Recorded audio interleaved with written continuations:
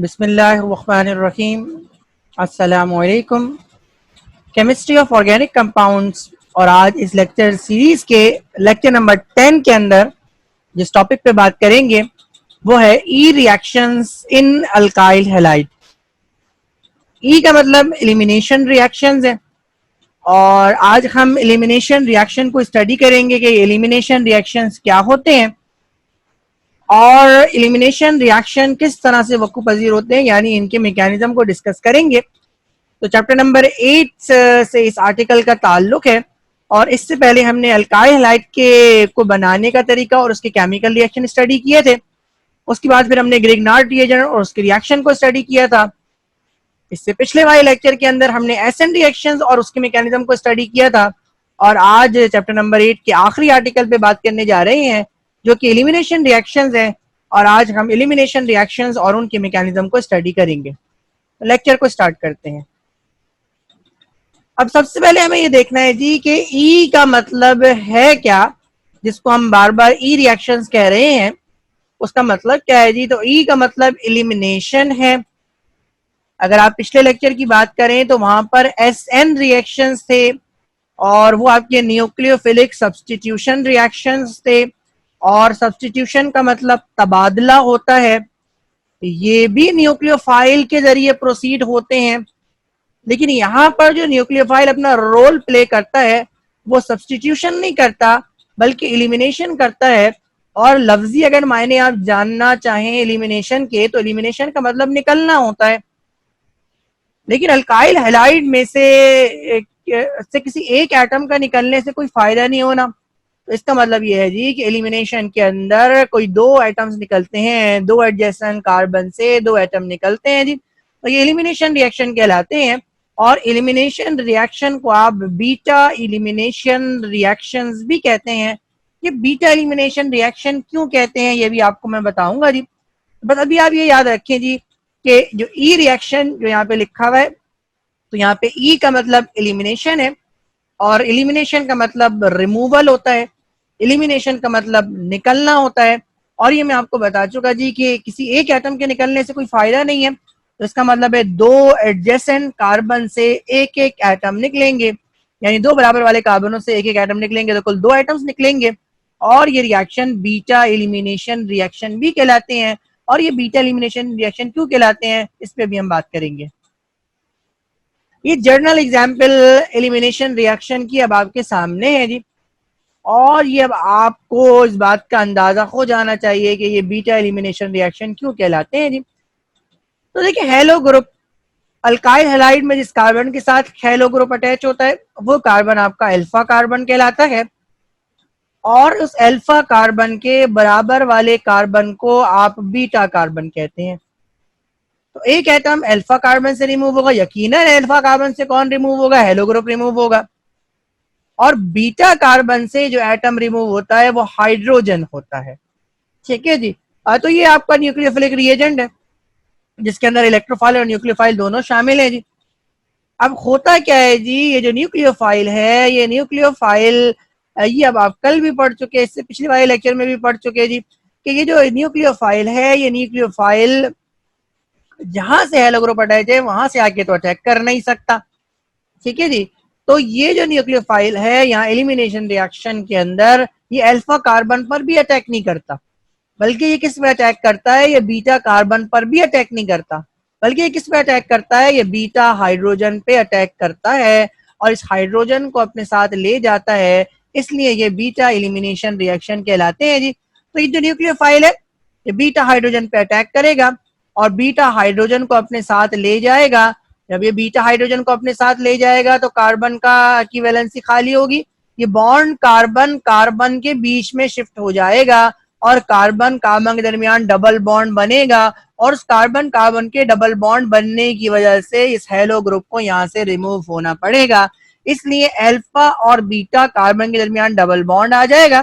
Nucleophile beta hydrogen को अपने साथ लेके निकला तो ये आपको एक बाय प्रोडक्ट मिली और उसके बाद ये जो आपका हेलो ग्रुप निकलेगा वो यकीनन इस इलेक्ट्रोफाइल के साथ रिएक्ट करेगा और उसके नतीजे में आपको ये दो बाय प्रोडक्ट मिलेंगे जी। तो ये आपका अल्काइल हैलाइड है, ये वो रिएजेंट है जिसके अंदर न्यूक्लियोफाइल मौजूद है, ये आपकी मेन प्रोडक्ट है और एलिमिनेशन रिएक्शन के नतीजे में हमेशा जो आपको प्रोडक्ट मिलेगी वो आपके अनसैचुरेटेड हाइड्रोकार्बन्स यानी अल्कीन्स होंगे, और ये दो आपकी बाय प्रोडक्ट्स हैं जी। तो ये आपने एलिमिनेशन रिएक्शन को देखा जी, और ये एलिमिनेशन रिएक्शन क्या कहलाते हैं? ये elimination reaction beta elimination reaction भी कहलाते हैं। और बीटा एलिमिनेशन रिएक्शन कहलाने की वजह क्या है जी? क्योंकि बीटा हाइड्रोजन रिमूव होता है, और बीटा हाइड्रोजन के रिमूव होने की वजह से ये बीटा एलिमिनेशन रिएक्शन कहलाते हैं। यानी न्यूक्लियोफाइल बीटा हाइड्रोजन पे अटैक करता है और बीटा हाइड्रोजन को अपने साथ ले जाता है। उसकी वजह से अल्फा और बीटा कार्बन के दरमियान डबल बॉन्ड बनता है, और उसकी वजह से ये हेलो ग्रुप यहाँ से रिमूव हो जाता है। तो ये सिंपल रिएक्शन ही आपके क्या कहलाते हैं? एलिमिनेशन रिएक्शन कहलाते हैं जी। तो यहाँ पर भी न्यूक्लियोफाइल काम कर रहा है। इससे पहले वाले रिएक्शन में हमने ये देखा था जी कि न्यूक्लियोफाइल क्या कर रहा था जी? इस हेलो ग्रुप को सब्स्टिट्यूट कर रहा था। यहाँ जो न्यूक्लियोफाइल है, in the presence of alcoholic solvent, in the presence of alcoholic medium, ये मुख्तलिफ मैकेनिज्म कर रहा है जी। और यहाँ पर वो इस हेलो ग्रुप को रिमूव नहीं कर रहा, बल्कि वो इस हेलो ग्रुप के रिमूवल के साथ साथ उसके बराबर वाले कार्बन में मौजूद हाइड्रोजन को भी रिमूव कर रहा है, और दोनों कार्बन से एक एक एटम के रिमूव होने की वजह से कार्बन कार्बन के बीच में डबल बॉन्ड बना है। न्यूक्लियोफाइल क्या होता है, इसमें हम बात करेंगे जी। तो न्यूक्लियोफाइल के बारे में आप अच्छी तरीके से जानते हैं जी कि it is negative charge species, एक ऐसी स्पीशी जिसपे नेगेटिव चार्ज हो और उसके अंदर ये सलाहियत हो कि जी वो पॉजिटिव स्पीशी पे अटैक कर सके, इलेक्ट्रो पॉजिटिव स्पीशी पे अटैक करे, जिसको आप इलेक्ट्रोफाइल भी कहते हैं, इलेक्ट्रोफाइल पे अटैक कर सके जी। तो वो क्या कहलाता है? वो आपका न्यूक्लियोफाइल कहलाता है। तो न्यूक्लियोफाइल पे इटसेल्फ नेगेटिव चार्ज होता है, और इसे इलेक्ट्रोफाइल पे अटैक करने का या पॉजिटिव चार्ज स्पीशी पे अटैक करने का शौक होता है जी। यहाँ इस बात का ख्याल रखें कि एलिमिनेशन रिएक्शन और सब्स्टिट्यूशन रिएक्शन, इन दोनों के लिए जो लाजमी शर्त है वो ये शर्त है जी कि जो न्यूक्लियोफाइल है, ये जो आने वाला न्यूक्लियोफाइल है, वो स्ट्रॉन्ग होना चाहिए किससे? हेलो ग्रुप से, जिसको रिमूव होना है। ये strong in terms of electronegativity भी हो सकता है, और ये strong in terms of its concentration भी हो सकता है जी। तो न्यूक्लियोफाइल के लिए लाजमी शर्त क्या है जी? कि वो स्ट्रॉन्गर बेस होना चाहिए in comparison with halide group या हेलो ग्रुप, जो कि लीविंग ग्रुप है। और यहाँ पर जो दूसरी बात है, इलिमिनेशन रिएक्शन को करवाने के लिए आपके लिए अल्कोहलिक मीडियम का होना भी जरूरी है। यानी इस न्यूक्लियोफाइल को जिस सॉल्वेंट के अंदर आप प्रिपेयर कर रहे हैं, जिस सॉल्वेंट के अंदर इसका सोल्यूशन बना रहे हैं, जिस मीडियम के अंदर इसका सोल्यूशन बना रहे हैं, वो मीडियम कैसा होना चाहिए? वो मीडियम अल्कोहलिक होना चाहिए। आप मेथनॉल को इस्तेमाल करें, आप एथनॉल को इस्तेमाल करें, तो ये अल्कोहलिक मीडियम कर देगा, और अल्कोहलिक मीडियम की प्रेजेंस में न्यूक्लियोफाइल एलिमिनेशन रिएक्शन को के रूट को इख्तियार करेगा। अगर ये सोल्यूशन एक्वस मीडियम में बनाया जाएगा, यानी वाटर के अंदर बनाया जाएगा, तो उस सूरत के अंदर ये nucleophile elimination reaction elimination route को इख्तियार नहीं करेगा, बल्कि वो सब्स्टिट्यूशन रूट को इख्तियार करेगा। तो यहाँ पर न्यूक्लियोफाइल के लिए एलिमिनेशन रिएक्शन कराने के लिए दो शर्तें हो गई। एक शर्त तो ये है जी कि ये हेलो ग्रुप जो कि रिमूव होने वाला है, उससे स्ट्रॉन्गर बेस होना चाहिए, यानी इलेक्ट्रोनेगेटिविटी और कॉन्सेंट्रेशन की टर्म्स में ये स्ट्रॉन्ग होना चाहिए। और अगर इसको एलिमिनेशन रिएक्शन करवाना है तो इसका जो सोल्यूशन है उसको अल्कोहलिक मीडियम में बना होना चाहिए। तो ये दो शर्त अगर पूरी शराइत अगर ये पूरी करेगा, तो उस सूरत के अंदर जो न्यूक्लियोफाइल है वो एलिमिनेशन रिएक्शन दे सकता है। अगर वो स्ट्रॉन्गर बेस होगा और सोल्यूशन एक्वस मीडियम में बना होगा, तो वो एसएन रूट पे जाएगा। और अगर वो स्ट्रॉन्गर बेस भी नहीं होगा, तो फिर ना सब्स्टिट्यूशन रिएक्शन होगा, ना एलिमिनेशन रिएक्शन होगा। तो सब्स्टिट्यूशन के लिए उसका स्ट्रॉन्गर बेस होना जरूरी है हैलाइड ग्रुप से, और एलिमिनेशन रिएक्शन अगर आपको करवाना है तो स्ट्रॉन्गर बेस होना भी जरूरी है, और उसके सोल्यूशन का अल्कोहलिक मीडियम में बना होना भी जरूरी है। इस बात का ख्याल रहे जी कि न्यूक्लियोफाइल के अंदर अटैकिंग एबिलिटी होती है जी, और ये आप जानते हैं कि न्यूक्लियोफाइल हमेशा पॉजिटिव स्पीशी पे या इलेक्ट्रोफाइल पे अटैक करता है। ये बात अपने दिमाग में रखें कि न्यूक्लियोफाइल जो अटैक सब्स्टिट्यूशन रिएक्शन के अंदर न्यूक्लियोफाइल उसी कार्बन पे अटैक करता है जिस कार्बन पे हेलो ग्रुप मौजूद होता है। लेकिन एलिमिनेशन रिएक्शन के अंदर ये मुख्तलिफ रूट इख्तियार करता है और न्यूक्लियोफाइल कार्बन पे सिरे से ही अटैक नहीं करता, बल्कि ये बीटा कार्बन पे मौजूद बीटा हाइड्रोजन पे अटैक करता है और बीटा हाइड्रोजन को अपने साथ लेकर निकल जाता है। इसलिए ये आपके बीटा एलिमिनेशन रिएक्शन कहलाते हैं। तो ये बात अपने आप दिमाग में रखें कि न्यूक्लियोफाइल के पास ये सलाहियत है जी कि वो अटैक कर सके जी, और वो हमेशा इलेक्ट्रोपॉजिटिव स्पीशी पे या इलेक्ट्रोफाइल पे अटैक करता है। एलिमिनेशन रिएक्शन के अंदर ये न्यूक्लियोफाइल बीटा हाइड्रोजन पे अटैक करता है और बीटा हाइड्रोजन को अपने साथ ले जाता है, और यही वो वजह है कि ये बीटा एलिमिनेशन रिएक्शंस कहलाते हैं। अब हम न्यूक्लियोफाइल की बात करेंगे कि न्यूक्लियोफाइल कौन सा इस्तेमाल किया जाता है एलिमिनेशन रिएक्शन को करवाने के लिए जी।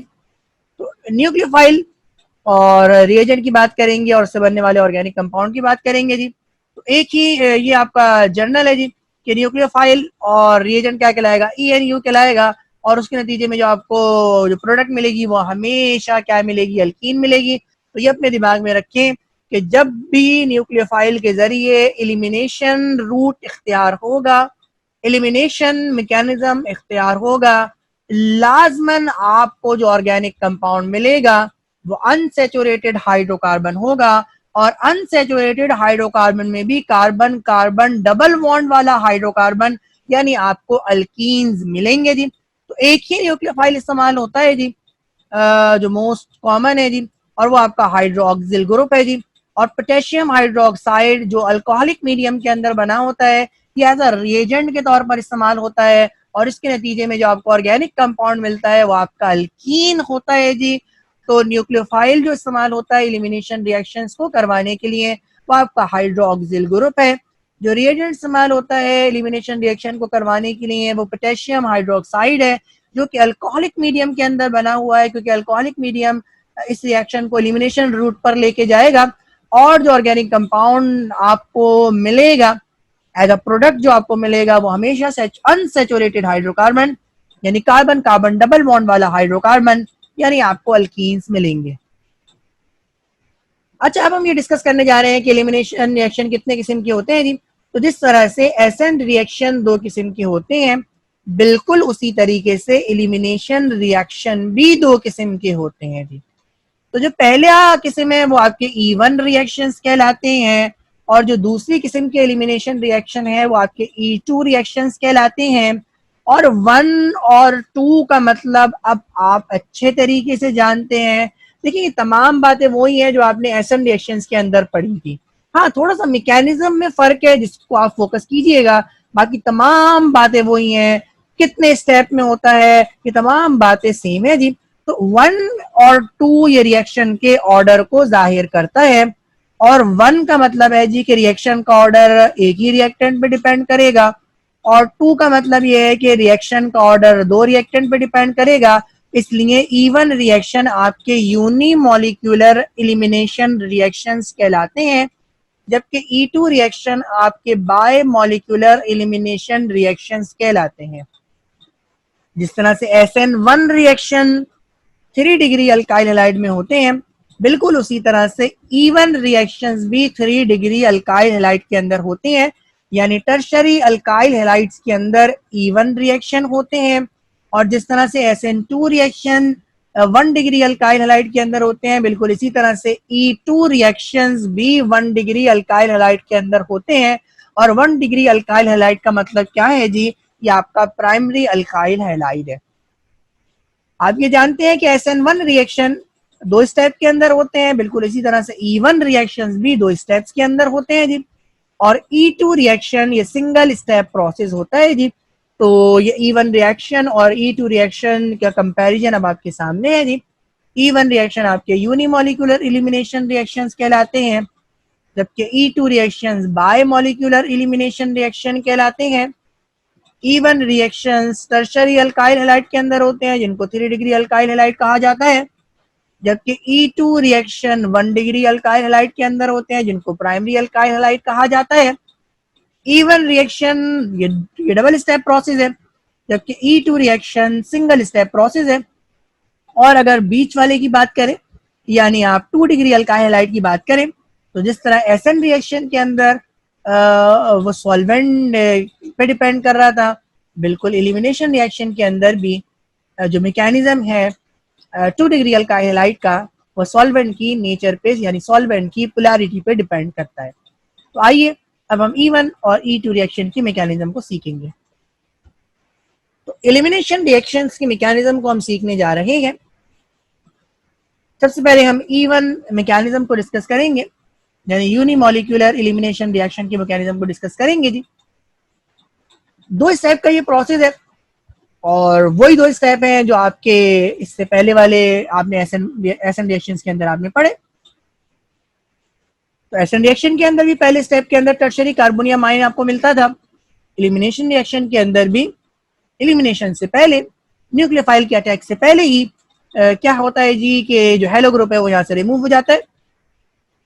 तो पहले स्टेप के अंदर डिसोसिएशन होता है जी, और ये टर्शियरी अल्काइल हैलाइड ये डिसोसिएट हो जाता है इनटू टर्शियरी कार्बोनियम आयन के अंदर, और हेलो ग्रुप यहाँ से रिमूव हो जाता है। क्योंकि हम एसएन रिएक्शन के अंदर पढ़ चुके हैं और हमें ये मालूम है जी कि ये डिसोसिएशन की वजह क्या है जी। डिसोसिएशन की वजह ये है जी कि ये आपका जो टर्शियरी कार्बोनियम आयन है ये बाकी तमाम कार्बोनियम आयन से यानी सेकेंडरी और प्राइमरी से स्टेबल है। तो चूंकि ये स्टेबल है इसलिए ये फॉर्म हो जाता है जी।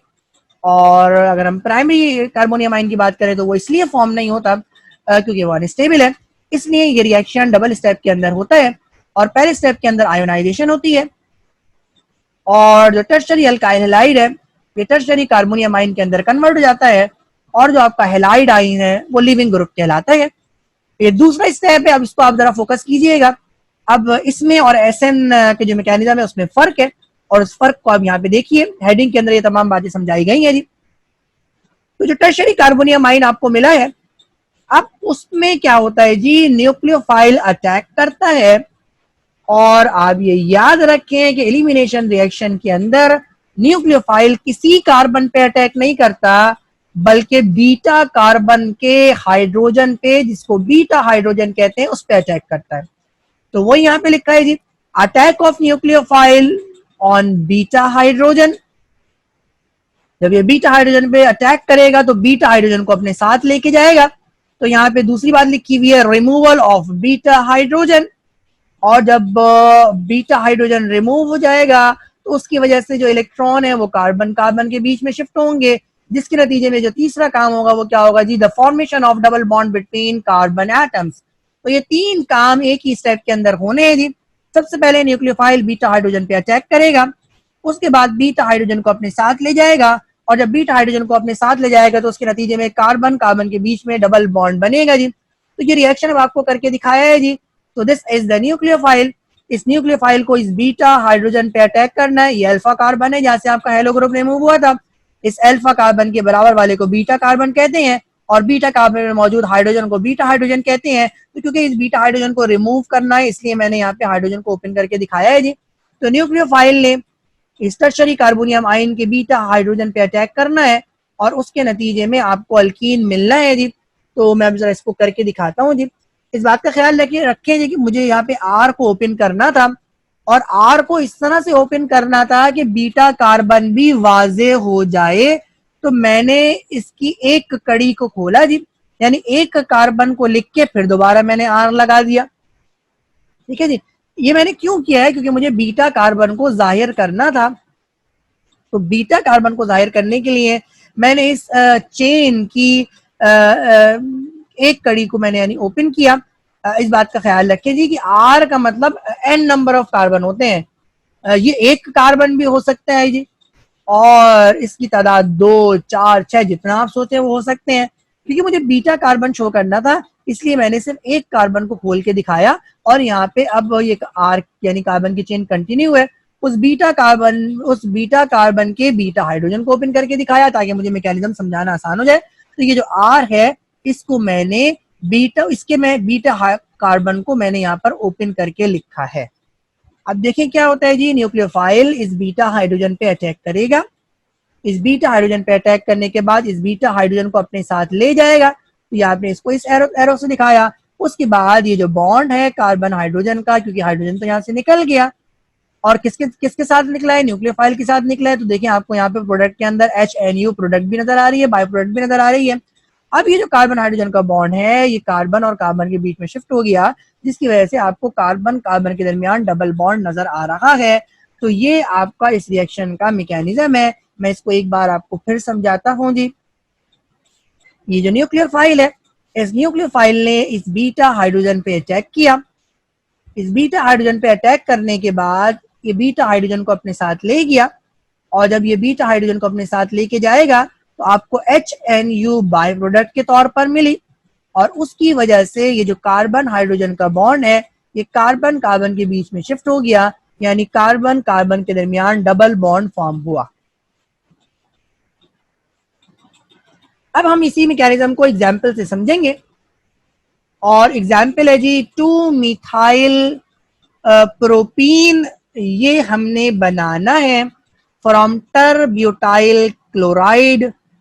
देखते हैं कैसे बनेगा। तो 2 स्टेप का ये रिएक्शन है, और पहले स्टेप के अंदर आपने टर्शरी कार्बोनियम आयन बनाना है जी। तो पहला स्टेप आपका डिसोसिएशन है। ये आपने टर ब्यूटाइल क्लोराइड बनाया, यानी कार्बन के 3 तरफ आपने कार्बन दिखाया और एक तरफ क्लोरो दिखाया। तो ये आपका टर ब्यूटाइल क्लोराइड है। इसको आपने डिसोसिएट होता हुआ दिखाया, ये टर्शरी कार्बोनियम आयन के अंदर कन्वर्ट हुआ, और क्लोरो ग्रुप के वो यहाँ से क्लोराइड आयन यहाँ से रिमूव हो गया। ये पहला स्टेप यानी डिसोसिएशन इसलिए पॉसिबल है कि टर्शरी कार्बोनियम आयन स्टेबल है, इसलिए ये फॉर्म हो जाते हैं। तो टरब्यूटाइल क्लोराइड टर्शरी कार्बोनियम आयन की फॉर्म में कन्वर्ट हो गया, और क्लोरो ग्रुप यानी क्लोराइड यहाँ से रिमूव हो गया। ये स्टेप 2 अब आपके सामने है, और ये मेन एलिमिनेशन रिएक्शन का मैकेनिज्म है जी। और स्टेप 2 के अंदर क्या होता है ये आपके सामने यहाँ पे लिखा हुआ है जी। और ये लिखा हुआ है जी, attack of nucleophile. Nucleophile beta hydrogen पे अटैक करता है, जिसकी वजह से बीटा हाइड्रोजन रिमूव हो जाता है, और बीटा हाइड्रोजन के रिमूव होने की वजह से कार्बन और कार्बन के दरमियान में डबल बॉन्ड फॉर्म होता है, और आपको अपनी डिजायर प्रोडक्ट मिल जाती है जी। तो ये रिएक्शन अब आपके सामने है जी। और हुआ क्या है जी, ये जो न्यूक्लियोफाइल है इसने बीटा हाइड्रोजन पे अटैक किया, और बीटा हाइड्रोजन को अपने साथ लेके निकल गया। तो यहाँ पे H और OH यानी वाटर मिला, जो आपको बाय प्रोडक्ट के अंदर नजर आ रहा है। और उसके बाद क्या हुआ जी, ये जो बॉन्ड है ये कार्बन कार्बन के बीच में शिफ्ट हो गया, और क्या बन गया जी, कार्बन कार्बन डबल बॉन्ड बन गया, और आपको अपनी डिजायर प्रोडक्ट मिल गई। अब अगर आप इसमें नंबरिंग करेंगे तो लॉन्ग चेन जो सिलेक्ट होगी वो L शेप की फॉर्म में सिलेक्ट होगी, क्योंकि लॉन्ग चेन के अंदर डबल बॉन्ड को शामिल किया जाता है जी। तो ये लॉन्ग चेन है, and this is carbon number 1, this is carbon number 2 and this is carbon number 3। और कार्बन नंबर 1 पे डबल बॉन्ड लगे हुए हैं, और क्योंकि 3 कार्बन है इसलिए ये क्या कहलाएगा, प्रोपीन कहलाएगा जो आपने लिखा। और सेकंड कार्बन पे मिथाइल लगा हुआ है, तो इस कंपाउंड का नाम क्या है जी, 2 मिथाइल प्रोपीन। तो आपने एलिमिनेशन रिएक्शन करवाया, और टर ब्यूटाइल क्लोराइड को 2 मिथाइल प्रोपीन के अंदर कन्वर्ट कर दिया। रिएक्शन में हुआ क्या है इसको हम एक बार फिर से समझ लेते हैं जी। तो न्यूक्लियोफाइल ने बीटा हाइड्रोजन पे अटैक किया, बीटा हाइड्रोजन को अपने साथ लेके निकल गया, जिसके नतीजे में आपको बाय प्रोडक्ट के तौर पर वाटर मिला है, H और OH ने वाटर बनाया है, और ये जो बॉन्ड है वो कार्बन कार्बन के दरमियान शिफ्ट हो गया, और कार्बन कार्बन के दरमियान डबल बॉन्ड आ गया, यानी आपका अनसैचुरेटेड हाइड्रोकार्बन यानी आपको अल्कीन इस रिएक्शन में मिला। अब आप E2 रिएक्शन के मैकेनिज्म को स्टडी करने जा रहे हैं, यानी बाय मॉलिक्यूलर एलिमिनेशन रिएक्शन को स्टडी करने जा रहे हैं। और इस बात का ख्याल रखिएगा जी कि E2 जो रिएक्शन है ये क्योंकि 1 डिग्री अल्काइल हैलाइड के अंदर होते हैं जी, और क्योंकि प्राइमरी कार्बोनियम आयन अनस्टेबल होता है तो इसलिए वो फॉर्म नहीं होगा, और जब वो फॉर्म नहीं होगा तो रिएक्शन एक ही स्टेप के अंदर मुकम्मल होगा, और ये तमाम काम एक ही स्टेप के अंदर होने हैं जी।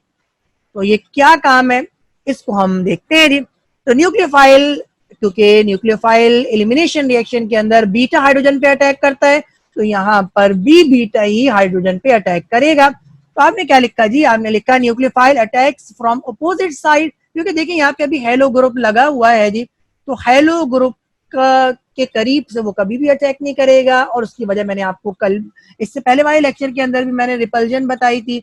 तो रिपल्जन की वजह से वो हमेशा अपोजिट साइड से अटैक करता है। तो न्यूक्लियोफाइल अपोजिट साइड से आकर बीटा हाइड्रोजन पे अटैक करेगा, और जब वो बीटा हाइड्रोजन पे अटैक करेगा तो उसके नतीजे में, क्योंकि अभी हेलो ग्रुप भी यहाँ पे मौजूद है, तो न्यूक्लियोफाइल भी अटैच हो जाएगा और उसके नतीजे में आपको ट्रांजिशन स्टेट मिलेगी। तो ट्रांजिशन स्टेट वो स्टेट होती है कि जिसके अंदर न्यूक्लियोफाइल और हेलो ग्रुप दोनों ही मौजूद हो। एक तो इसकी वजह से इसको ट्रांजिशन स्टेट कहते हैं, और दूसरी वजह ये होती है कि कुछ बॉन्ड्स बन रहे होते हैं और कुछ बॉन्ड्स टूट रहे होते हैं, इसलिए ये स्टेट आपकी ट्रांजिशन स्टेट कहलाती है। तो जो बॉन्ड बनने हैं और जो बॉन्ड टूटने हैं वो इस ट्रांजिशन स्टेट के अंदर डॉटेड लाइन से दिखाए जाते हैं। तो आप भी उन्हें डॉटेड लाइन से ही शो करेंगे, और डॉटेड लाइन से शो करने की एक वजह कार्बन की वैलेंसी का भी ख्याल रखना है, क्योंकि कार्बन की वैलेंसी 4 से ज्यादा नहीं होती। तो डॉटेड बॉन्ड ये हाफ वैलेंसी की को शो करता है, या हाफ वैलेंसी को इंडिकेट करने के लिए इस्तेमाल किया जाता है। तो कार्बन की वैलेंसी भी डिस्टर्ब नहीं होती और आप मैकेनिज्म भी शो कर देते हैं जी। तो जो ट्रांजिशन स्टेट है, जब ट्रांजिशन स्टेट बनेगी तो उसके साथ क्या क्या होगा वो अब यहाँ पे आप देखें जी। बीटा हाइड्रोजन रिमूव होगा, और बीटा हाइड्रोजन के रिमूव होने की वजह से कार्बन कार्बन के दरमियान डबल बॉन्ड बनेगा। सबसे पहले तो ये बीटा हाइड्रोजन रिमूव होगा, उसके बाद कार्बन कार्बन के दरमियान डबल बॉन्ड बनेगा, और उसके बाद यहाँ से ये जो हेलो ग्रुप है वो रिमूव हो जाएगा, और उसके नतीजे में आपको अपनी डिजायर प्रोडक्ट मिलेगी। तो ये तमाम चीजें यहाँ पर मैकेनिज्म के अंदर हो रही हैं, और ये तमाम चीजें एक ही स्टेप के अंदर होंगी। और एक स्टेप में होने की वजह क्या है जी, कि जो 1 डिग्री अल्काइल हैलाइड है उसकी डिसोसिएशन पॉसिबल नहीं है, क्योंकि बनने वाली प्रोडक्ट यानी प्राइमरी कार्बोनियम आयन ये अनस्टेबल होता है, और चूंकि ये अनस्टेबल होता है इसलिए ये फॉर्म नहीं होता, और इसलिए ये रिएक्शन मैकेनिज्म एक ही स्टेप के अंदर होता है। और न्यूक्लियोफाइल बीटा हाइड्रोजन पे अटैक करता है, जिसके नतीजे में आपको ट्रांजिशन स्टेट मिलती है। उस ट्रांजिशन स्टेट के अंदर पहले बीटा हाइड्रोजन रिमूव होता है, कार्बन कार्बन के दरमियान डबल बॉन्ड फॉर्म होता है, उसके बाद हेलो ग्रुप यहाँ से रिमूव होता है, और उसके बाद आपकी प्रोडक्ट फॉर्म होती है। तो ये रिएक्शन किस तरह से होता है इसको भी हम देखेंगे जी। अभी आप इसकी लेबलिंग देख लें जी। This is the nucleophile, this is primary alkyl halide, और इस प्राइमरी अल्काइल हैलाइड में क्योंकि मुझे बीटा हाइड्रोजन पे अटैक करके दिखाना है, इसलिए मैंने बीटा हाइड्रोजन को बीटा कार्बन को ओपन करके दिखाया, और उस बीटा कार्बन पे मौजूद बीटा हाइड्रोजन को मैंने क्या करके दिखाया जी, ओपन करके दिखाया है जी। This is the transition state, और ट्रांजिशन स्टेट के अंदर जो डॉटेड लाइंस हैं, मैंने अभी आपको इससे पहले भी समझाया कि डॉटेड लाइन किस चीज को शो करती हैं। तो डॉटेड लाइंस एक और चीज को भी शो करती हैं, वो साइमल्टेनियस स्ट्रेंथिंग और साइमल्टेनियस वीकनिंग ऑफ बॉन्ड को भी शो करती हैं, कि कुछ बॉन्ड मजबूत होंगे और वो बिल आखिर परमानेंट हो जाएंगे, और कुछ बॉन्ड वीक होंगे और वो मुकम्मल तौर पर टूट जाएंगे। तो ये बात भी ट्रांजिशन स्टेट के अंदर इन डॉटेड बॉन्ड से शो होती है, और उस नतीजे में आपको जो प्रोडक्ट मिलेगी, और प्रोडक्ट हमेशा आपकी अनसैचुरेटेड हाइड्रोकार्बन यानी अल्कीन होती है जी। तो अब मैं इसके रिएक्शन मैकेनिज्म को समझाने जा रहा हूँ एरो से जी। तो ये जो न्यूक्लियोफाइल है ये बीटा हाइड्रोजन पे अटैक करेगा, और ये न्यूक्लियोफाइल इस बीटा हाइड्रोजन के साथ कुछ वक्त के लिए अटैच हो जाएगा। तो हाइड्रोजन और न्यूक्लियोफाइल का बॉन्ड मजबूत होता जाएगा, और कार्बन और हाइड्रोजन का बॉन्ड वीक होता चला जाएगा। जब एक बॉन्ड को देखिए, हाइड्रोजन की वैलेंसी भी क्या होती है, 1 होती है, तो ये हाफ वैलेंसी कार्बन के साथ यहाँ पे शो की गई है, हाफ वैलेंसी न्यूक्लियोफाइल के साथ शो की गई है। तो जितना हाइड्रोजन और न्यूक्लियोफाइल का बॉन्ड मजबूत होगा उतना कार्बन और हाइड्रोजन का बॉन्ड वीक होगा। एक वक्त ऐसा आएगा ये बॉन्ड बिल्कुल खत्म हो जाएगा, और ये न्यूक्लियोफाइल इस हाइड्रोजन के साथ निकल जाएगा, और आपको बाय प्रोडक्ट HNU मिलेगी। कि जैसे ही बॉन्ड यहाँ से निकल जाएगा तो इलेक्ट्रॉन कार्बन कार्बन के बीच में शिफ्ट होंगे, और ये कार्बन कार्बन के दरमियान डबल बॉन्ड बन जाएगा। और जैसे ही कार्बन कार्बन के दरमियान डबल बॉन्ड बनेगा, यहाँ पे भी अगर आप ये देखें जी, तो जितना ये कार्बन कार्बन के दरमियान डबल बॉन्ड जितना मजबूत होता जाएगा, उतना ही ये कार्बन और हेलोजन के दरमियान जो बॉन्ड है वो क्या होता जाएगा, वीक होता जाएगा। जैसे ही कार्बन कार्बन के दरमियान परमानेंट डबल बॉन्ड बन जाएगा, ये हेलो ग्रुप यहाँ से हेलाइड आयन की फॉर्म में क्या हो जाएगा जी, रिमूव हो जाएगा। तो और आपको यहाँ पे कार्बन कार्बन के दरमियान डबल बॉन्ड आ गया, ये आपको प्रोडक्ट मिल गई, ये हेलो ग्रुप यहाँ से रिमूव हो गया जी। तो ये आपकी ट्रांजिशन स्टेट थी, ये आपका मैकेनिज्म था। तो यहाँ पे क्या लिखा हुआ है जी कि कार्बन और न्यूक्लियोफाइल का जो बॉन्ड है वो मजबूत होता चला जाएगा और उसके नतीजे में कार्बन और हेलो ग्रुप का बॉन्ड वो क्या होता चला जाएगा, वीक होता चला जाएगा। और हाइड्रोजन के रिमूव, बीटा हाइड्रोजन के रिमूव होने के बाद कार्बन कार्बन के दरमियान डबल बॉन्ड फॉर्म होगा, जिसके नतीजे में हेलो ग्रुप यहाँ से हेलाइड आयन की फॉर्म में रिमूव हो जाएगा। मैं एक बार आपको ये मैकेनिज्म दोबारा समझाता हूँ जी। तो हुआ क्या है जी, इस न्यूक्लियोफाइल ने इस बीटा हाइड्रोजन पे अटैक किया और बीटा हाइड्रोजन पे अटैक करने के बाद ये इस बीटा हाइड्रोजन के साथ अटैच हो गया। उसके बाद क्या होगा जी, जितना कार्बन और जितना हाइड्रोजन और न्यूक्लियोफाइल का बॉन्ड मजबूत होगा उतना ही कार्बन और हाइड्रोजन का बॉन्ड वीक होता चला जाएगा और उतना ही कार्बन और हाइड्रोजन का बॉन्ड वीक होता चला जाएगा। उसके बाद क्या होगा जी, ये बीटा हाइड्रोजन यहाँ से रिमूव हो जाएगा और बीटा हाइड्रोजन के रिमूव होने की वजह से ये जो डबल बॉन्ड है ये कार्बन कार्बन के दरमियान शिफ्ट हो जाएगा और कार्बन कार्बन के दरमियान जो बॉन्ड वो डबल बॉन्ड फॉर्म हो जाएगा और उसी के नतीजे में ये जो आपका हेलो ग्रुप है वो हेलाइड आयन की फॉर्म में यहाँ से रिमूव हो जाएगा। तो कार्बन कार्बन के दरमियान डबल बॉन्ड आ गया, तो ये आपको क्या मिल गई, आपकी प्रोडक्ट मिल गई जो कि आपके अनसैचुरेटेड हाइड्रोकार्बन है। और न्यूक्लियोफाइल बीटा हाइड्रोजन के साथ रिमूव हुआ, इसलिए आपको एक बाय प्रोडक्ट मिली है और halo group as halide ion की फॉर्म में रिमूव हुआ है, तो यहाँ पे आपको दो बाय प्रोडक्ट और आपकी एक मेन प्रोडक्ट मिली है। और जो आपकी मेन प्रोडक्ट है वो आपका अनसैचुरेटेड हाइड्रोकार्बन यानी अल्कीन है। अब हम एग्जाम्पल से इसको डिस्कस करने जाएंगे और हम इथीन को बनाने जा रहे हैं फ्रॉम इथाइल क्लोराइड। तो क्योंकि ये E2 रिएक्शन है और E2 रिएक्शन सिंगल स्टेप के अंदर प्रोसीड होता है और उसकी वजह क्या है जी कि प्राइमरी कार्बोनियम आयन वो अनस्टेबल होता है और इसलिए डिसोसिएशन पॉसिबल नहीं होती, इसलिए रिएक्शन एक ही स्टेप के अंदर होता है जी। न्यूक्लियोफाइल बीटा हाइड्रोजन पे अटैक करता है और बीटा हाइड्रोजन के साथ अटैच हो जाता है, जिसके नतीजे में आपको ट्रांजिशन स्टेट मिलती है। उसके बाद ट्रांजिशन स्टेट में से बीटा हाइड्रोजन रिमूव होता है, कार्बन कार्बन के दरमियान डबल बॉन्ड फॉर्म होता है, जिसके बाद हैलाइड आयंस रिमूव होते हैं और उसके नतीजे में आपको प्रोडक्ट मिलती है जी। तो ये मैकेनिज्म में अब आपके सामने है जी, मैकेनिज्म में आपको बता रहा हूँ जी। ये ये न्यूक्लियोफाइल ने बीटा हाइड्रोजन पे अटैक किया, तो देखिए ये मैंने जो इथाइल क्लोराइड बनाया है उसके बीटा कार्बन पे मौजूद बीटा हाइड्रोजन को मैंने ओपन करके दिखाया, क्योंकि मुझे इसको रिमूव करना है। आपको चाहिए कि आप भी इसको ओपन करके दिखाएं। तो न्यूक्लियोफाइल ने बीटा हाइड्रोजन पे अटैक किया और ये बीटा हाइड्रोजन के साथ अटैच हो गया और ये आपको ट्रांजिशन स्टेट मिली। उसके बाद क्या होना है जी, OH और H का बॉन्ड मजबूत होगा, जिसकी वजह से कार्बन हाइड्रोजन का बॉन्ड वीक हो जाएगा और एक वक्त ऐसा आएगा जी कि ये वाटर बना के यहाँ से निकल जाएगा, जिसके नतीजे में डबल बॉन्ड कार्बन कार्बन के बीच में शिफ्ट होगा जी और उसके नतीजे में ये जो क्लोराइड आयंस हैं ये रिमूव हो जाएंगे और आपको अनसैचुरेटेड हाइड्रोकार्बन यानी इथीन मिलेगा और Cl नेगेटिव आयंस ये रिमूव हो जाएंगे, तो आपको प्रोडक्ट मिला which is unsaturated hydrocarbon and which is ethene. एक बार इस मैकेनिज्म को दोबारा देखते हैं जी। तो न्यूक्लियोफाइल ने बीटा हाइड्रोजन पे अटैक किया, बीटा हाइड्रोजन के साथ वो अटैच हो गया, जिसके नतीजे में आपको ट्रांजिशन स्टेट मिली। इस ट्रांजिशन स्टेट में क्लोरो ग्रुप भी मौजूद है और OH यानी दोनों ही आपके इलेक्ट्रोनेगेटिव एटम यहाँ पे मौजूद हैं और कुछ बॉन्ड वीक होने हैं और कुछ बॉन्ड स्ट्रेंथन होने हैं और कुछ एटम्स को यहाँ से रिमूव होना है, इसलिए ये स्टेट ट्रांजिशन स्टेट कहला रही है जी। उसके बाद हाइड्रोजन और OH के दरमियान बॉन्ड मजबूत हुआ और एक वक्त ऐसा आएगा जी कि यहाँ से बीटा हाइड्रोजन रिमूव हो जाएगा, जिसके नतीजे में आपको वाटर मिलेगा।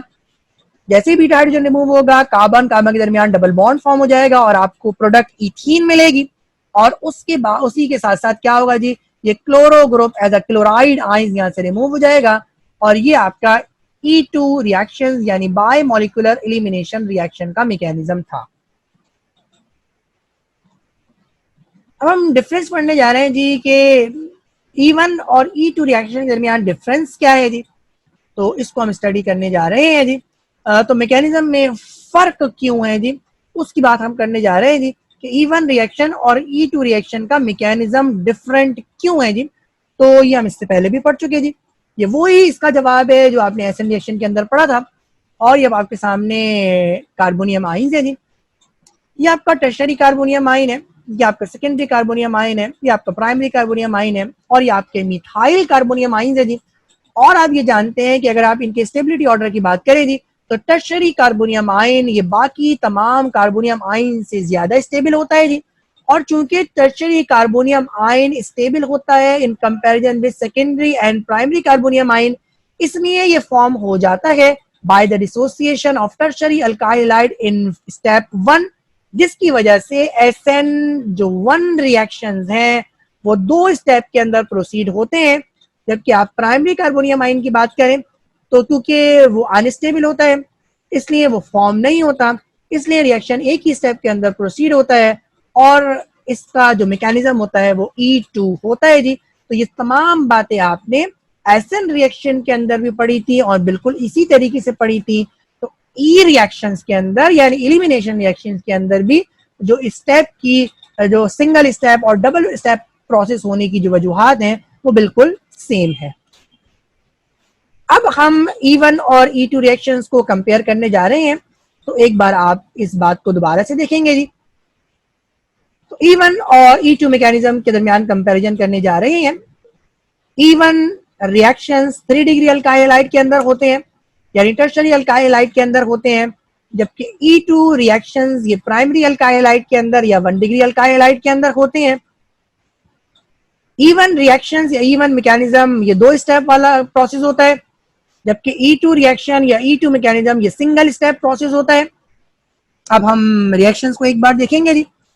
जो पहला स्टेप है उसके अंदर टर्शरी कार्बोनियम आयन बनता है by the dissociation of tertiary alkyl halide, और इसके बनने की वजह क्या है जी, क्योंकि ये स्टेबल है इसलिए ये फॉर्म हो जाता है। और अगले स्टेप में क्या होता है जी, न्यूक्लियोफाइल बीटा हाइड्रोजन पे अटैक करता है, बीटा हाइड्रोजन रिमूव हो जाता है, जिसकी वजह से कार्बन कार्बन के दरमियान डबल बॉन्ड फॉर्म होता है जी। तो ये एरो इसने न्यूक्लियोफाइल ने बीटा हाइड्रोजन पे अटैक किया, ये एरो ये बता रहा है जी कि बीटा हाइड्रोजन रिमूव हो गया, और ये वाला एरो ये बता रहा है जी कि कार्बन कार्बन के दरमियान डबल बॉन्ड फॉर्म हुआ और उस नतीजे में आपको क्या मिली जी, प्रोडक्ट मिली। तो E1 रिएक्शन 2 स्टेप के अंदर होते हैं, जबकि E2 रिएक्शन ये सिंगल स्टेप प्रोसेस होता है और ये तमाम चीजें एक ही स्टेप के अंदर होती हैं जी। न्यूक्लियोफाइल जहां पे हेलो ग्रुप लगा होता है उसके अपोजिट साइड से बीटा हाइड्रोजन पे अटैक करता है, और बीटा हाइड्रोजन पे अटैक करने के बाद आपको एक ट्रांजिशन स्टेट मिलती है जी। ट्रांजिशन स्टेट मिलने के बाद बीटा हाइड्रोजन रिमूव होता है, जिसके बाद कार्बन कार्बन के दरमियान डबल बॉन्ड फॉर्म होता है, halo group as a halide ion remove हो जाता है और उस नतीजे में आपको प्रोडक्ट मिलती है। ये मैकेनिज्म आपके सामने है जी। न्यूक्लियोफाइल ने इस बीटा हाइड्रोजन पे अटैक किया, इस बीटा हाइड्रोजन के साथ अटैच हो गया और ये आपकी ट्रांजिशन स्टेट है जी। ये एरो ये शो कर रहा है जी कि बीटा हाइड्रोजन रिमूव हो गया, ये एरो इस बात को शो कर रहा है जी कि कार्बन कार्बन के दरमियान डबल बॉन्ड फॉर्म हुआ, और ये वाला आखिरी वाला एरो इस बात को शो कर रहा है जी कि इलेक्ट्रॉन वापस हो गए जी और हेलो ग्रुप हैलाइड आयंस की फॉर्म में कन्वर्ट होकर यहाँ से रिमूव हो गया है। तो E2 का जो मैकेनिज्म है वो सिंगल स्टेप प्रोसेस है जी। जो चौथा डिफरेंस है वो सॉल्वेंट का डिफरेंस है जी, और पोलर सॉल्वेंट हमेशा E1 मैकेनिज्म को फेवर करता है, E1 मैकेनिज्म को सपोर्ट करता है, E1 मैकेनिज्म को फैसिलिटेट करता है, और पोलर सॉल्वेंट इस डिसोसिएशन को कराने में और इस आयंस को स्टेबलाइज होने में मदद देता है। इसलिए आपके E1 रिएक्शंस आसान हो जाते हैं और ये डिसोसिएशन आसान हो जाती है जी। तो पोलर सॉल्वेंट E1 मैकेनिज्म को फेवर करता है जी, और अगर आपने E2 रिएक्शन करवाने हैं तो उसके लिए आपको नॉन पोलर सॉल्वेंट इस्तेमाल करना पड़ता है। अगर आप E2 मैकेनिज्म के अंदर पोलर सॉल्वेंट इस्तेमाल करें तब भी ये E2 मैकेनिज्म पर ही रहेगा, क्योंकि प्राइमरी कार्बोनियम आयन इतना अनस्टेबल है जी कि पोलर सॉल्वेंट भी उसको स्टेबलाइज नहीं कर सकेगा। तो इसलिए अगर आपको E2 रिएक्शन आसानी से करवाने हैं तो पोलर सॉल्वेंट इस्तेमाल किया जाता है जी कि डिसोसिएशन की कोई गुंजाइश ही बाकी ना रहे जी। तो ये सॉल्वेंट है जी, इस सॉल्वेंट की बेस पर आपका मैकेनिज्म डिपेंड करता है जी। तो अगर सोलर सॉल्वेंट पोलर इस्तेमाल किया जाएगा तो E1 मैकेनिज्म पे आपका रिएक्शन चला जाएगा, और अगर सॉल्वेंट नॉन पोलर इस्तेमाल किया जाएगा तो रिएक्शन E2 मैकेनिज्म पे जाएगा। और ये खास ये जो चॉइस है वो चॉइस किसके लिए है, 2 डिग्री अल्काइल हैलाइड के लिए है जी। सॉल्वेंट की पोलैरिटी पे उसकी उसका जो मैकेनिज्म है वो तब्दील हो सकता है, लेकिन 3 डिग्री अल्काइल हैलाइड ये इवन मैकेनिज्म ही देता है और सॉल्वेंट पोलर सॉल्वेंट इसको कराने में मदद देता है, जबकि E2 रिएक्शन ये हमेशा प्राइमरी अल्काइल हैलाइड के अंदर होते हैं जी, और non polar solvent E2 mechanism को करवाने में मदद देता है। अब ये 1 यहाँ पे क्यों आया है और 2 यहाँ पे क्यों आया है, ये ऑर्डर ऑफ द रिएक्शन की निशानी है जी।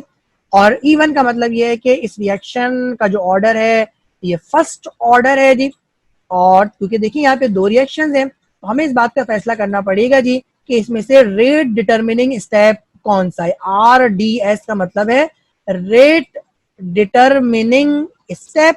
तो देखिए जब भी 2 स्टेप होते हैं जी, तो जो स्टेप स्लो होता है वो आपका रेट डिटर्मिनिंग स्टेप होता है जी। तो क्योंकि यहाँ पे तो न्यूक्लियोफाइल ने अटैक करना है और उसके बाद आपकी प्रोडक्ट बननी है, तो देखिए ये रिएक्शन तो इंतहाई फास्ट है जी, तो ये स्टेप 2 तो कभी भी रेट डिटर्मिनिंग स्टेप नहीं हो सकता।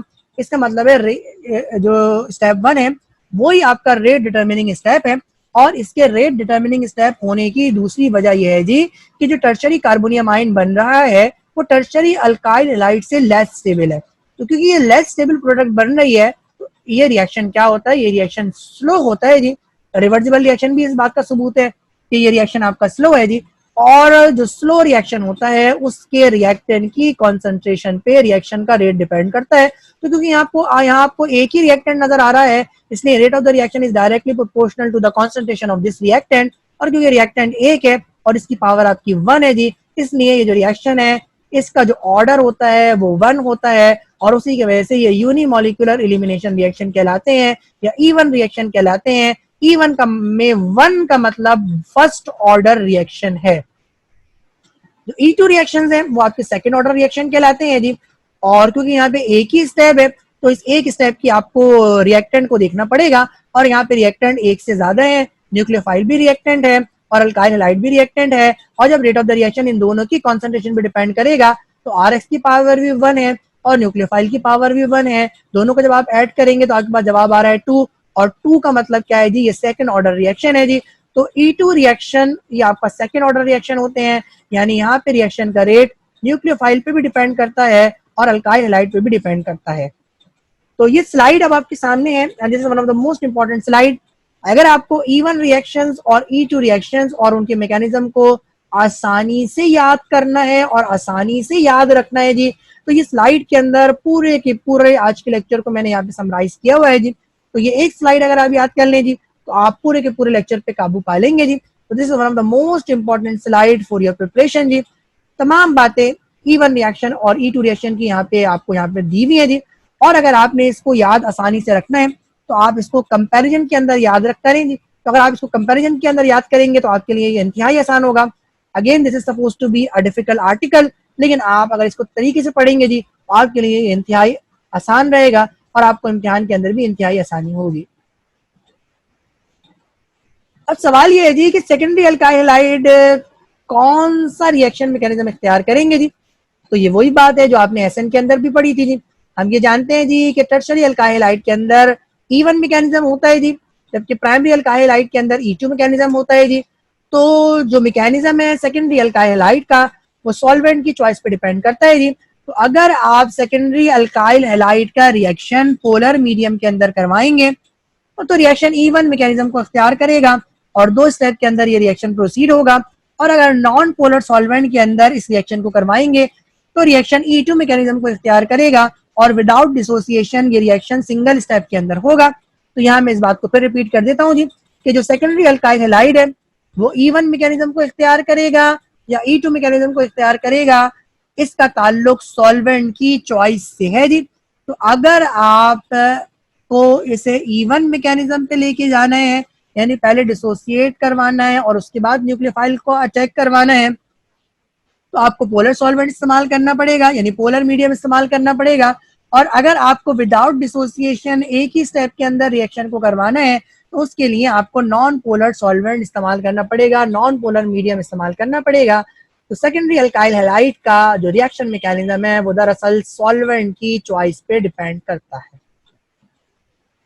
अब इम्तिहान में इस टॉपिक के यानी एलिमिनेशन रिएक्शन के सवाल किस तरह से आए हुए हैं उनको हम स्टडी करेंगे। तो ये क्वेश्चन नंबर 1 अब आपके सामने है और ये लिखा है जी outline the stepwise reaction mechanism for the following reactions. E2 reaction आपने का मैकेनिज्म आपने बताना है जी between chloroethane and potassium hydroxide alcoholic.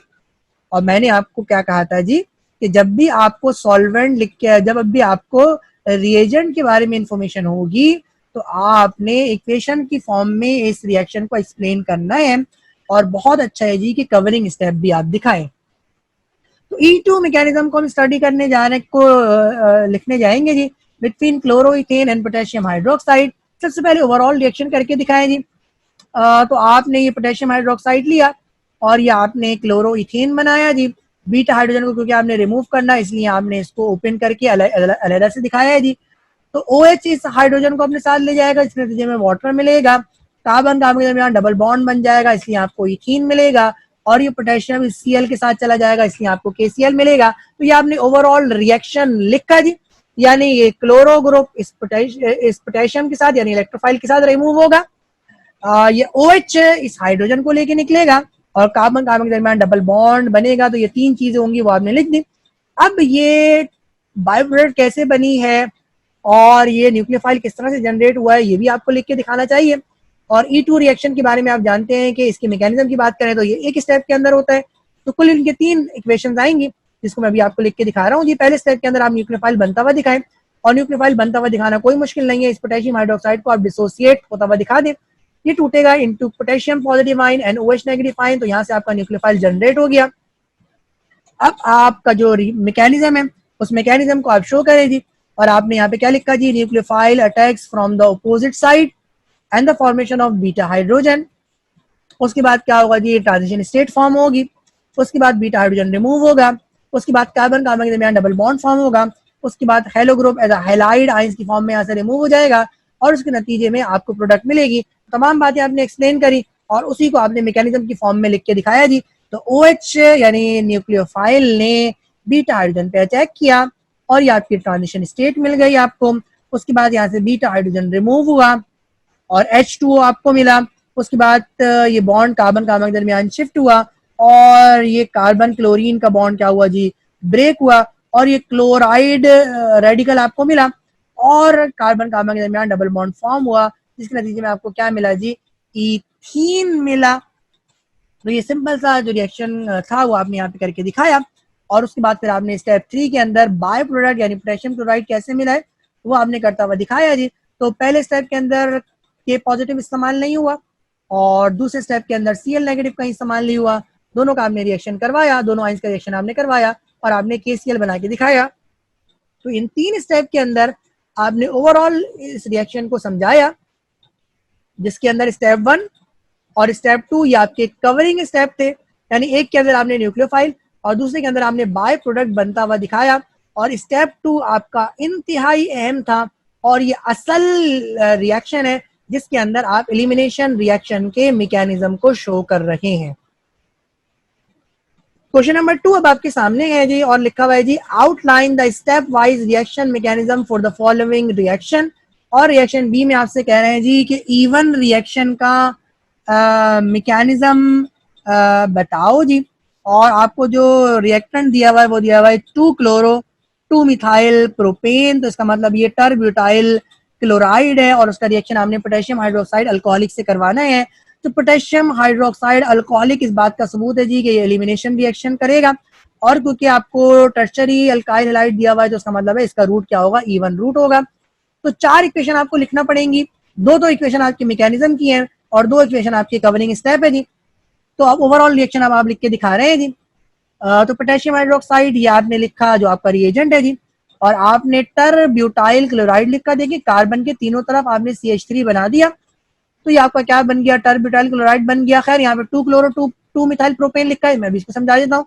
ये आपने प्रोपेन बनाया जी, ये आपका प्रोपेन है, एक कार्बन 2 3 कार्बन, ये प्रोपेन हो गया। दूसरे वाले कार्बन पे आपने मिथाइल लगा दिया, दूसरे वाले कार्बन पे आपने क्लोरो लगा दिया, तो आपका 2 मिथाइल 2 क्लोरो प्रोपेन बन गया जी। और क्योंकि बीटा हाइड्रोजन आपने बीटा हाइड्रोजन को रिमूव करना है इसलिए आपने यहाँ पे बीटा हाइड्रोजन को खोल के दिखाया जी। जब आपने रिएक्शन करवाया तो ये OH इस बीटा हाइड्रोजन के साथ चला जाएगा, वाटर बनाएगा ये Cl इस पोटेशियम के साथ जाएगा, KCl बनाएगा और कार्बन कार्बन के दरमियान डबल बॉन्ड आ जाएगा। तो आपने ये कार्बन कार्बन के दरमियान डबल बॉन्ड दिखा दिया जी। ये सिंपल सा ओवरऑल रिएक्शन था जो आपने लिखा। 3 तब्दीलियां होनी है वो आपने यहाँ पे शो कर दी जी। कार्बन कार्बन के दरमियान डबल बॉन्ड बनाया, बीटा हाइड्रोजन को OH से रिमूव करता हुआ दिखाया और Cl को पोटेशियम से रिमूव करता हुआ दिखाया। ये आपका ओवरऑल रिएक्शन हो गया। अब आप इस रिएक्शन की मैकेनिज्म को एक्सप्लेन करने जा रहे हैं। तो पहले स्टेप के अंदर आपने न्यूक्लियोफाइल प्रोड्यूस होता हुआ दिखाया। तो पोटेशियम हाइड्रोक्साइड को आपने डिसोसिएट करके लिखा और पोटेशियम हाइड्रोक्साइड के डिसोसिएट होने के नतीजे में आपको OH नेगेटिव आयंस मिले जो कि न्यूक्लियोफाइल के तौर पर एक्ट करेंगे। अब आप इवन मैकेनिज्म का पहला स्टेप लिखने जा रहे हैं जिसके अंदर टर्शरी कार्बोनियम आयन प्रोड्यूस होता है जी। तो आपने लिखा जी formation of tertiary carbonium ion और ये आपने टरब्यूटाइल क्लोराइड बनाया और टरब्यूटाइल क्लोराइड में से क्लोराइड आयंस को आपने रिमूव किया और टर्शरी कार्बोनियम आयन आपने यहाँ पर बना के दिखाया जी। अब आपने अपना असल मैकेनिज्म का स्टेप आपको दिखाना है जिसके नतीजे में आपको प्रोडक्ट मिलती है जी। और आपने क्या लिखा जी, अटैक ऑफ न्यूक्लियोफाइल और टर्शरी कार्बोनियम आयन।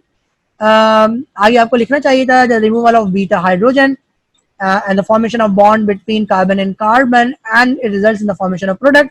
खैर अगर आप ये भी लिख दें तो कोई इशू नहीं है जी। और अब आपने इस रिएक्शन के मैकेनिज्म को दिखाया जी। तो न्यूक्लियोफाइल ने बीटा हाइड्रोजन पे अटैक किया और बीटा हाइड्रोजन पे अटैक करने के बाद ये बीटा हाइड्रोजन को यहाँ से लेकर रिमूव हो गया जिसके नतीजे में अल्फा और बीटा कार्बन के दरमियान डबल बॉन्ड फॉर्म हुआ। तो H और OH वाटर आपने यहाँ से रिमूव कर दिया और अल्फा और बीटा कार्बन के दरमियान आपने डबल बॉन्ड बना दिया। ये आपको आपकी डिजायर प्रोडक्ट मिल गई। और उसके बाद आपका जो आखिरी स्टेप है जिसके अंदर ये KCl किस तरह से बना है, क्योंकि पहले स्टेप के अंदर पोटेशियम इस्तेमाल नहीं हुआ और दूसरे स्टेप का Cl नेगेटिव इस्तेमाल नहीं हुआ। ये दोनों आइंस आपस में रिएक्ट करेंगे और उस नतीजे में आपको KCl मिलेगा। तो आपने इस ओवरऑल रिएक्शन को 4 स्टेप के अंदर करके दिखाया और इम्तिहान में जब भी इस किस्म से कोई सवाल आए दी कि रिएक्शन मैकेनिज्म बताओ और वो आपको रिएक्टेंट और रिएजेंट दे दे और उसके बाद कहे जी कि रिएक्शन मैकेनिज्म को एक्सप्लेन करो, तो आपको चाहिए जी कि आप कवरिंग स्टेप भी शो करें, यानी न्यूक्लियोफाइल किस तरह से बना है और बाय प्रोडक्ट किस तरह से बनी है ये बना के दिखाना चाहिए। क्वेश्चन नंबर 3 अब आपके सामने है जी और क्वेश्चन नंबर 3 के अंदर लिखा हुआ है what is elimination reaction. Elimination reaction क्या होते हैं ये बताइए। और लिखा हुआ है जी explain the mechanism of E1 and E2 reaction. और E1 और E2 रिएक्शन के मैकेनिज्म आपको समझाने हैं जी। तो आपने लिखा जी एलिमिनेशन रिएक्शन क्या होता है जी। Elimination reactions are the reaction in which 2 atoms or groups of atoms are removed from 2 adjacent carbon atoms from alkyl halide that results in the formation of double bond between carbon and carbon. These reactions are known as elimination reaction। तो ऐसे reactions alkyl halide के अंदर जिसके अंदर 2 adjacent carbon atoms में से 2 atoms या group of atoms remove हो और उसके नतीजे में कार्बन और कार्बन के दरमियान डबल बॉन्ड फॉर्म हो जाए, ये रिएक्शन आपके एलिमिनेशन रिएक्शंस कहलाते हैं। अब आपने mechanism of elimination E1 reaction आपने डिस्कस किया और आपने पहले स्टेप के अंदर डिसोसिएशन दिखाया और दूसरे स्टेप के अंदर आपने क्या दिखाया जी, attack of nucleophile on beta hydrogen, removal of beta hydrogen and the formation of double bond between carbon and carbon. तो ये आपने इस रिएक्शन की मैकेनिज्म को समझाया। ये न्यूक्लियोफाइल ने बीटा हाइड्रोजन पे अटैक किया, बीटा हाइड्रोजन यहाँ से रिमूव हो गया और ये बॉन्ड यहाँ पे शिफ्ट हो गया और अल्फा बीटा कार्बन के दरमियान डबल बॉन्ड फॉर्म हुआ। तो ये सिंपल सा आपने E1 रिएक्शन के मैकेनिज्म को एक्सप्लेन किया। इसी तरह अब आपने E2 रिएक्शन के मैकेनिज्म को आप एक्सप्लेन करेंगे जो कि सिंगल स्टेप के अंदर होता है जी। न्यूक्लियोफाइल बीटा हाइड्रोजन पे अटैक करता है और ट्रांजिशन स्टेट मिलती है। उसके बाद जो क्या होता है जी, तो न्यूक्लियोफाइल ने बीटा हाइड्रोजन पे अटैक किया और उसके बाद आपको ट्रांजिशन स्टेट मिली। उसके बाद ये बीटा हाइड्रोजन यहाँ से रिमूव हो गया, ये बॉन्ड यहाँ पे शिफ्ट हुआ, अल्फा बीटा कार्बन के दरमियान डबल बॉन्ड फॉर्म हुआ और halo group as halide ions के तौर पर यहाँ से रिमूव हो गया। तो इस सवाल के अंदर आपसे एलिमिनेशन रिएक्शन के बारे में पूछा गया था और E1 और E2 रिएक्शन के मैकेनिज्म के बारे में पूछा गया था, इसलिए आपने जर्नल मैकेनिज्म को लिख के दिखाया। क्वेश्चन नंबर 4 अब आपके सामने है जी और लिखा हुआ है जी व्हाट आर एलिमिनेशन रिएक्शन। एक बार आपसे फिर पूछा गया कि एलिमिनेशन रिएक्शन क्या होते हैं जी और लिखा हुआ है जी right bimolecular elimination reaction with mechanism. तो बाय मॉलिक्यूलर एलिमिनेशन रिएक्शन को समझाने के लिए यहाँ पे आपसे कहा है जी तो आपने एलिमिनेशन रिएक्शन की डेफिनेशन को भी पीछे पढ़ा जी, और बाय मॉलिक्यूलर एलिमिनेशन रिएक्शन की मैकेनिज्म को आपने पढ़ा जी। तो ये मैकेनिज्म आपके सामने दोबारा से मौजूद है जी, जो आपने यहाँ पे करके दिखाया। क्वेश्चन नंबर 5 आपके सामने है जी, और क्वेश्चन नंबर 5 में आपसे कह रहे हैं जी, what is mean by elimination reaction, explain the mechanism of unimolecular elimination reaction जी। तो ये भी अभी आप पीछे डिस्कस कर चुके हैं जी। यहाँ पे खास बात क्या है जी, कि वो E1 और E2 के लफ्ज के साथ साथ यूनिमोलिकुलर और बाय मॉलिकुलर एलिमिनेशन रिएक्शन का वर्ड भी इस्तेमाल कर सकते हैं जी। तो एलिमिनेशन रिएक्शन क्या होते हैं उसको आपने डिफाइन किया, और यूनिमोलिकुलर एलिमिनेशन रिएक्शन के जो 2 स्टेप के अंदर जो होता है उसको आपने यहाँ पर एक्सप्लेन किया। एरो दिखाना बहुत अच्छा है। क्वेश्चन नंबर 6 अब आपके सामने है जी, और क्वेश्चन नंबर 6 के अंदर एक रीजन आपसे पूछा गया है जी, और पूछा है जी कि E2 reactions is of second order. तो E2 reaction second order reaction, इनका जो ऑर्डर होता है वो सेकंड ऑर्डर क्यों होता है, इस बात को आप समझाएं। तो इस पर भी हम बात करते हैं जी। तो यहाँ पे लिखा हुआ है जी कि E2 रिएक्शन का सेकंड ऑर्डर क्यों होता है जी। उसकी वजह क्या है जी, कि E2 reaction single step process है, और रेट ऑफ द रिएक्शन ये दोनों ही रिएक्टेंट की कॉन्सेंट्रेशन पर डिपेंड करते हैं। और 2 रिएक्टेंट कौन कौन से हैं जी, एक अल्काइल हैलाइड है, दूसरा न्यूक्लियोफाइल है। तो क्योंकि rate of the reaction alkyl halide की और न्यूक्लियोफाइल दोनों की कॉन्सेंट्रेशन पे डिपेंड करता है जी, इसलिए ये रिएक्शन आपके बाय मॉलिक्यूलर एलिमिनेशन रिएक्शन कहलाते हैं। और इन रिएक्शन का ऑर्डर क्या होता है जी, 2 होता है, यानी ये सेकेंड ऑर्डर रिएक्शन कहलाते हैं। तो ये आज का लेक्चर था, और आज के लेक्चर के अंदर आपने एलिमिनेशन रिएक्शन को सीखा, और एलिमिनेशन रिएक्शन को उनके मैकेनिज्म के तहत सीखा जी। तो यकीनन आपको ये लेक्चर समझ में आया होगा। थोड़ी सी आप इसकी प्रैक्टिस करें तो आपके लिए एलिमिनेशन रिएक्शन को काबू करना कोई मुश्किल नहीं है। आज के इस लेक्चर के साथ साथ हमारा चैप्टर नंबर 8 भी अपने अख्ताम को पहुंच गया, और चैप्टर नंबर 8 हमने 4 लेक्चर्स के अंदर कवर किया, और कंप्लीटली हमने इसको कवर किया जी। तो अब आप इसकी प्रैक्टिस करें जी। आप चैप्टर नंबर 7 भी खत्म कर चुके, आप चैप्टर नंबर 8 भी खत्म कर चुके, तो अब आपके पास सिर्फ एक ही चैप्टर बचा है जो चैप्टर नंबर 9 है जी। तो इन दोनों जो आपने अपने चैप्टर्स खत्म किए हैं जी, इनको याद रखने का देखिए तरीका यह है कि आपको इसकी प्रैक्टिस करना पड़ेगी। तो आप इसकी प्रैक्टिस करें, आप रिएक्शंस को समराइज करें जी। रिएक्शन को समराइज करने के बाद फिर आप उनकी प्रैक्टिस करें जी, और जितनी ज्यादा बार आप इसकी प्रैक्टिस करेंगे उतना ये रिएक्शंस आपके लिए स्ट्रांग होंगे, और उतना आपके लिए इम्तिहान की तैयारी करना आसान होगा। इंशाअल्लाह ताला अगले लेक्चर से हम नया चैप्टर स्टार्ट करेंगे, और वो चैप्टर नंबर 9 है, जिसके अंदर हम ऑक्सीजन बेस्ड फंक्शनल ग्रुप को स्टडी करेंगे। और जो हमारा नेक्स्ट लेक्चर है यानी लेक्चर नंबर 11 है, जिसका ताल्लुक चैप्टर नंबर 9 से है, इसके अंदर हम अल्कोहल्स की केमिस्ट्री को डिस्कस करेंगे जी। तो इंशाअल्लाह ताला आपसे अगले लेक्चर के अंदर मुलाकात होगी। अपना ख्याल रखिएगा। अस्सलामु अलैकुम।